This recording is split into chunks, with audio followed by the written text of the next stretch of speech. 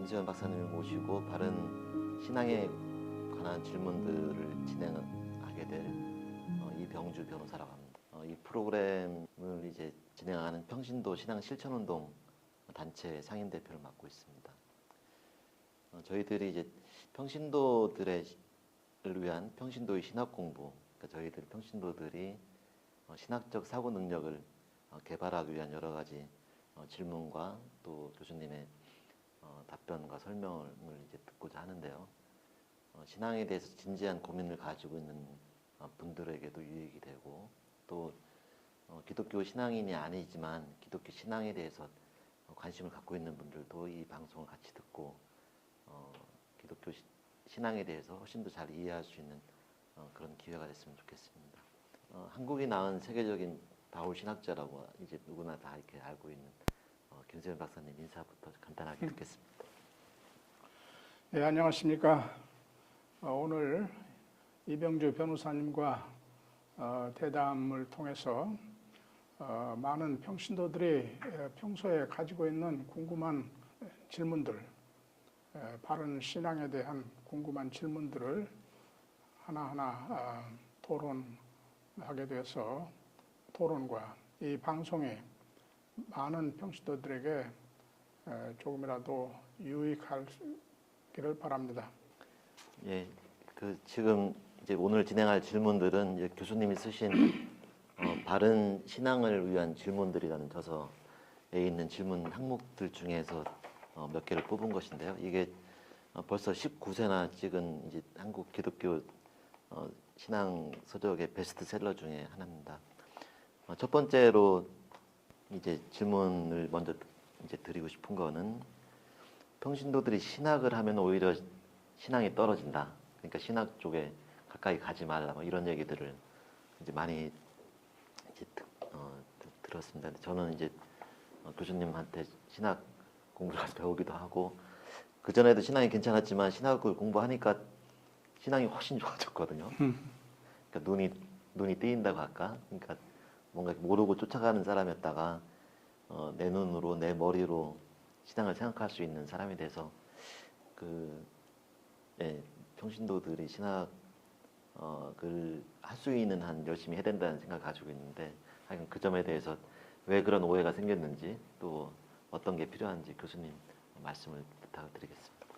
예, 이 질문에 대해서 사실 먼저 우리가 앞으로 다룰 주제들이 벌써 이 제 책 바른 신앙을 위한 질문들 책에 이미 나와 있는 주제들 대개 따라갈 것인데 그러면 우리가 앞으로 진행할 토론이 그럼 그 책에 있는 것을 그냥 그대로 반복하느냐 그렇게는 안 하려고 합니다. 내용이 크게는 비슷하겠지만 그 책에서와는 조금 다르게 좀 더 깊이 있는 토론이 되어서 그 책과 저희들이 이 토론이 서로 도와서 우리 청취자들에게 책을 읽기도 권하지만 책에 없는 내용도 받아서 좀 더 바르고 풍성한 신앙생활을 하도록 그렇게 돕고자 합니다. 첫째 질문, 신학하면 믿음이 떨어진다. 그런 말을 자주 평신도들이 합니다. 근데 평신도들만 그런 말을 하는 게 아니고 목사님들 스스로 그런 말을 하는 분들이 꽤 있어요.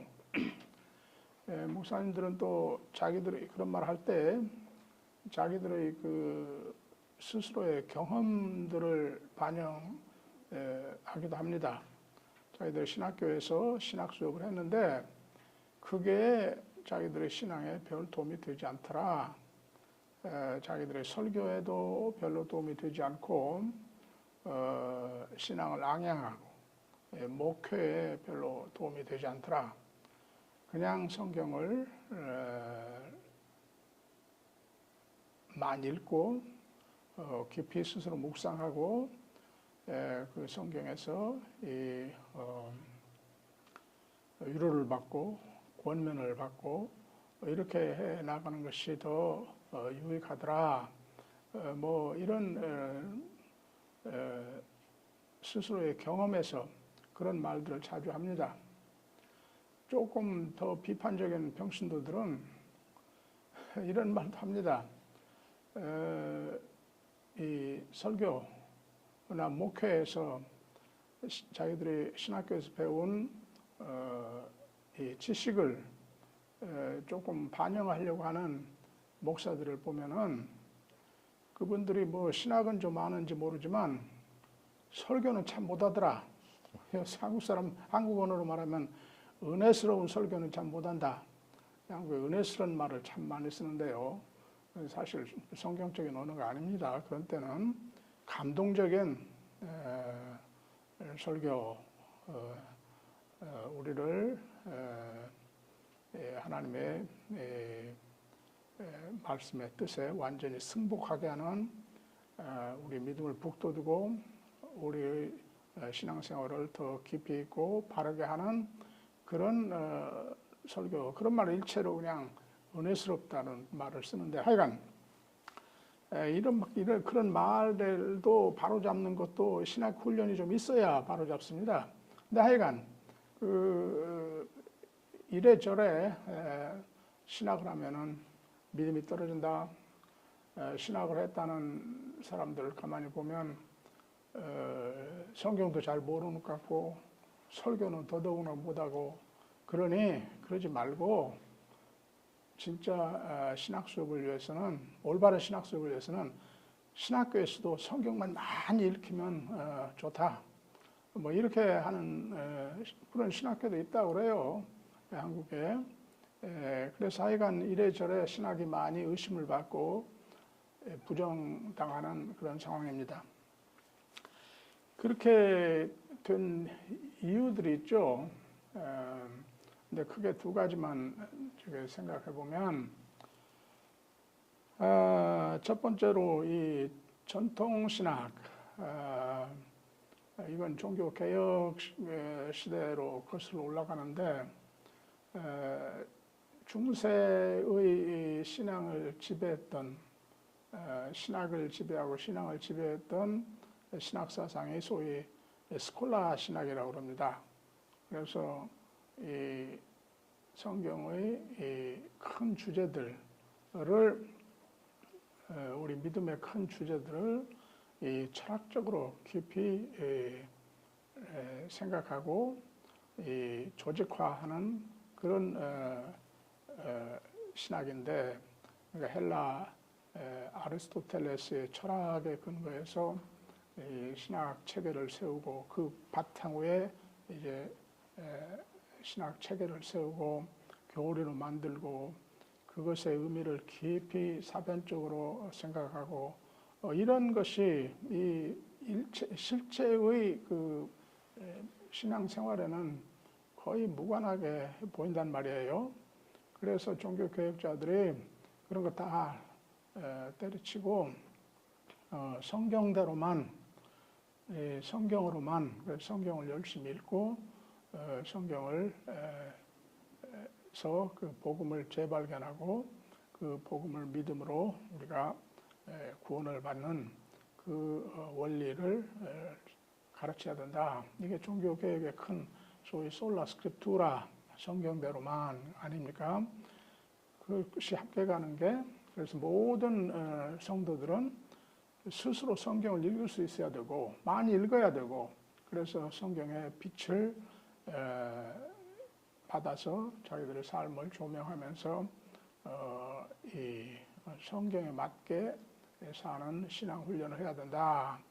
그래서 이 루터도 성경을 독일말로 번역을 해서 많은 평신도들이 성경을 읽게 하고, 모든 사람들이 스스로 성경을 읽을 때 성령의 도움으로 성경의 뜻을 헤아릴 수 있고, 그것이 자기에게 신념이 돼서 그 신념, 올바른 신념대로 살면 된다. 이 전통이 우리 개신교의 전통이에요. 그래서 옛 그 스콜라 신학 방법에 대한 부정, 그건 그냥 사변적이고 관념적인 우리 신앙, 우리가 믿는 바에 대한 사변적이고 관념적인 토론은 그런 것이 이른바 신학인데 그런 것은 우리의 신앙생활에 도움이 되지 않는다. 그런데 이 종교 개혁자들이 스스로 16세기 말 17세기에 그래도 성경을 더 많이 읽고 꼭 이 헬라 철학에 기반으로 하지 않지만 성경에 많이 읽다 보면 큰 주제들, 하나님에 대해서 성경을 어떻게 가르치나, 그리스도에 대해서 성경이 어떻게 가르치나, 기독론이라고 그러죠. 그러니까 신론, 기독론, 그 다음에 이 성령에 대해서 어떻게 가르치나, 뭐 성령론, 교회 공동체에 대해서는 어떻게 가르치나, 교회론, 또 구원에 대해서는 어떻게 가르치나, 구원론, 그 다음에 종말에 하나님의 최후 심판이 어떻게 이루어진다고 하시나 하는 종말론, 이런 큰 주제들을 그 제목들이라고 그러죠. 헬라말로, 라틴말로 로쿠스, 그 복수 로키 방법론에 따라 그런 주제들을 정하고 성경을 창세기부터 계시록까지 살피면서 그런 큰 주제들, 아까 이야기한 6개, 7개의 주제들에 관한 이 성경의 이 구절들을 추출해서 교리를 만드는 거예요. 그래서 하나님에 관한 가르침, 성경의 가르침, 신론, 그리스도에 관한 성경의 가르침, 기독론, 우리가 어떻게 구원받나, 그리스도의 이 구원의 은혜를 덕입나 하는 구원론, 또 이 성령의 성화의 힘으로 어떻게 우리가 산다 하면은 이 성화론, 뭐 이렇게 교회론, 종말론 이런 식으로 이른바 신앙을 조직화해서 그걸 나중에는 조직신학이라고 하는데, 근데 그보다 더 사실 신학을 경계하게 되는 이유는 19세기 중반쯤 되면 이 계몽주의 시대 정신에 의거해서 이 성경을 이렇게 그 기독교 신앙을 전제하지 않고 이 비판적인 정신으로 연구하는 운동이 일어납니다.